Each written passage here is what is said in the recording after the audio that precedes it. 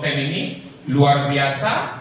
Saya punya darah tinggi yang waktu COVID saya ditolak 5 rumah sakit.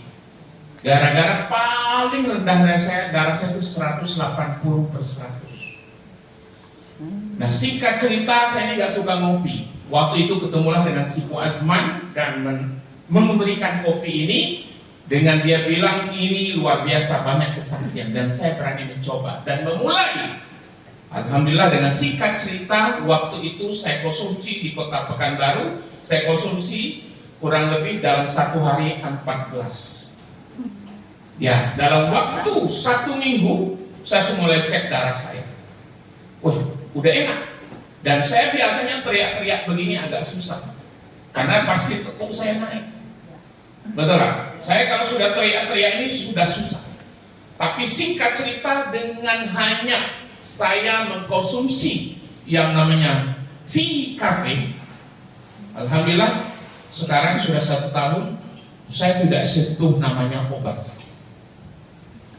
Yang kedua, saya berbangga dan senang di Fonten ini. Akibatnya saya punya testimoni adalah anak saya tumor otak. 20 tahun lebih menderita tumor otak. Dari umur usia 3 tahun sampai usia 23 tahun, 8 bulan yang lalu, 8 bulan lebih berada di rumah sakit. Yang waktu itu tumornya sudah sebesar telur ayam kampung. Sudah di MRI, mesti kata dokter harus dioperasi. Sebab kalau dioperasi, itu hanya 2. Selesai, kalaupun hidup antara ada dan tiada. Dan waktu itu saya tidak mau dioperasi. Karena apa-apa kalau sudah dioperasi, udah pasti ada masalah. Singkat cerita, anak saya kasih jurnal Scopus Q1 sama dokter untuk mereka baca, karena anak saya harus konsumsi jahe hitam. Mereka baca, alhamdulillah dibolehkan untuk minum jahe hitam. Dan saya konsumsikan 2 saset pagi susu, 2 saset siang, 2 saset sore, 2 saset malam, 8 saset per hari. Alhamdulillah kurang lebih 8 saset per hari. Dengan kondisi anak saya di rumah sakit sudah 8 bulan. Sudah diikat kaki-kaki karena kejang-kejang setiap hari dan berbusa.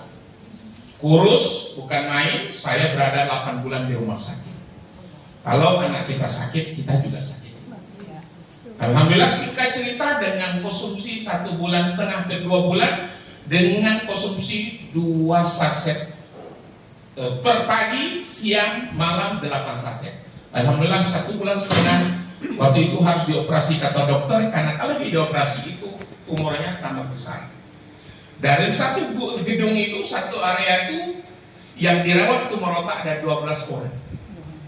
Alhamdulillah sampai diri ini ternyata yang masih hidup anak saya.